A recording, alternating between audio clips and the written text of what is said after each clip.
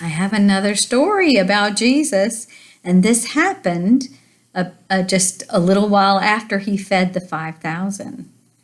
So after he fed the 5,000, he told his disciples to get in their boat and go to the other side of the sea. And he went to the mountain to pray.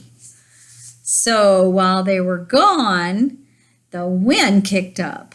And it must have been late, because remember when he fed the 5,000, it was evening. And the Bible says this was about the fourth watch. And the fourth watch is between 3 a.m. and 6 a.m. Oh boy, I guess they never went to bed that night. So they're in the boat and the wind is blowing and it's moving the boat, kind of scary like. Have you ever been in a boat when the wind was blowing and it's, you can't control it and they're trying to row a little bit and it's hard to go and they're going and they're a little bit afraid and it's dark and then they see somebody is walking on the water. What would you think? Would you think that's Jesus coming to be with me? Or would you think, it's a ghost? Now, if you are my grandchildren, I hope that I have told you there are no such thing as ghosts. No such thing.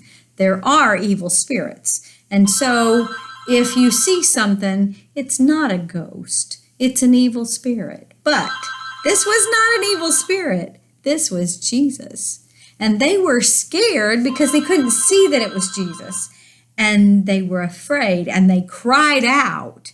And Jesus says, don't be afraid, it's me. And Peter, wonderful Peter says, Lord, if it's you, I want to come out. I want to walk on the water too. And he said, come on. So Peter gets out of the boat and he starts to walk to Jesus. And then he sees the wind and he took his eyes off of Jesus. And what happened? He started to sink in the water and he said, Lord, save me. And guess what? Jesus reached out his hand and he grabbed Peter and he says, why did you doubt? And then they got back in the boat. And guess what happened when they got in the boat? The wind stopped. And everybody in the boat was amazed and worshiped Jesus and said, truly, this is the Son of God. Do you believe?